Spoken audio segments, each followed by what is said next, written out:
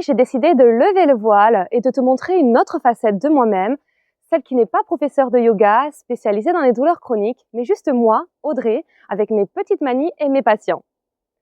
Du coup, je vais te raconter 5 choses que tu ne sais peut-être pas sur moi pour que tu puisses apprendre à mieux me connaître.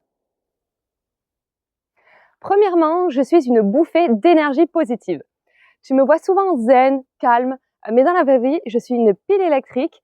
Je suis celle qui se lève tôt le matin avec un grand sourire et prête à attaquer la journée.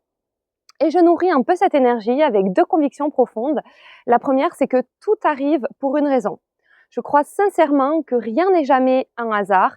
C'est pourquoi je m'efforce de faire confiance à la vie et de toujours trouver le bénéfice caché, l'alternative ou la leçon à tirer, même dans les moments difficiles.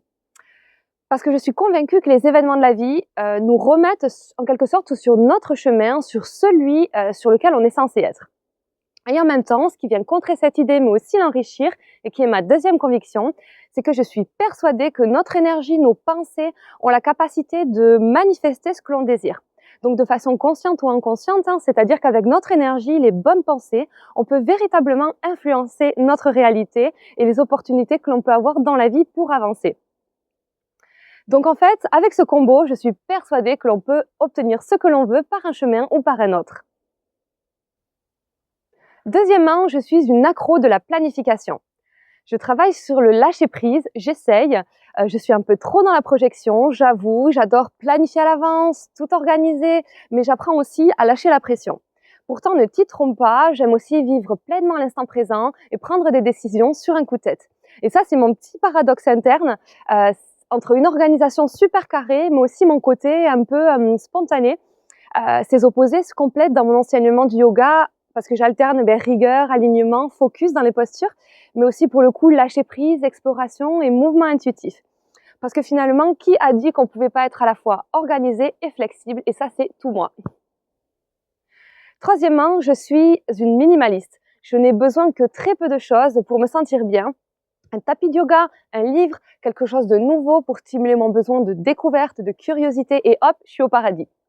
Donc pour moi, en fait, c'est simple. Pourquoi encombrer notre vie avec 1000 trucs quand on peut finalement la simplifier? Parce que finalement, une maison encombrée, c'est un esprit encombré.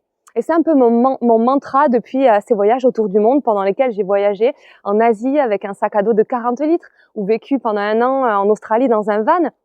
C'est de revenir à l'essentiel et de garder ce qui nous sert vraiment et pas ce qu'on te dit que tu as besoin ou même parfois ce que tu penses avoir besoin, mais en fait, c'est faux. Quatrième, et tu l'auras compris, je suis une globe-trotteuse insatiable. Mon cœur est un peu partout dans le monde.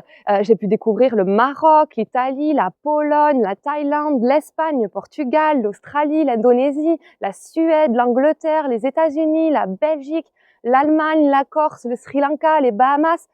Et aujourd'hui, je débute une nouvelle aventure, celle de l'expatriation en Finlande. Parce qu'aujourd'hui, je partage mon temps entre la France, mon pays d'origine, mais aussi la Finlande, le pays d'origine de mon compagnon et de tous ces voyages autour du monde qui sont pour moi une source d'inspiration et ça me remplit vraiment intérieurement. Je dis toujours que quand je vais en voyage, je laisse quelque chose dans le pays, quelque chose d'immatériel, des croyances, des valeurs, et je prends quelque chose avec moi. Et c'est comme ça aussi que je fais le tri dans ma vie, dans mes pensées, dans mes choix, parce que rencontrer des gens, découvrir de nouvelles cultures, de manières de vivre, ça me permet vraiment de trouver un équilibre pour ce que je souhaite dans ma vie. Et là, mon défi actuel, c'est d'apprendre le finnois. Donc si tout va bien, je devrais être bilingue en 2060, car sans mentir, le finnois, c'est le chinois de l'Europe. On doit tout reprendre depuis le début, clairement. Minä olen Audrey, minä asun Suomessa. Cinquièmement, je suis la traductrice officielle de la famille, puisque chez nous, c'est un peu le bazar des langues. Donc imagine la scène, mon père et mon compagnon qui essayent de communiquer, et devine quoi, bien sûr, aucun des deux ne parle la langue de l'autre. Mon conjoint parle le finnois et l'anglais, et mon père ne parle que le français.